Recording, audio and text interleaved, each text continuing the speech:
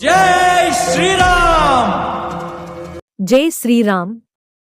జై జై శ్రీరామ్. మన కళ్యాణదుర్గం పట్టణం కోటవీధి యందు వెలసిన శ్రీ శ్రీ శ్రీ పట్టాభి రామస్వామి వారి వార్షిక బ్రహ్మోత్సవాలు అత్యంత వైభవముగా జరిగాయి. ఈ బ్రహ్మోత్సవాలలో తెలియక జరిగిన దోషాల నివారణకు పుష్పయాగం జరిపించాలి అని మన కళ్యాణదుర్గం శాసనసభ్యులు గౌరవనీయులు శ్రీ అమిలినేని సురేంద్రబాబు గారు సంకల్పించారు.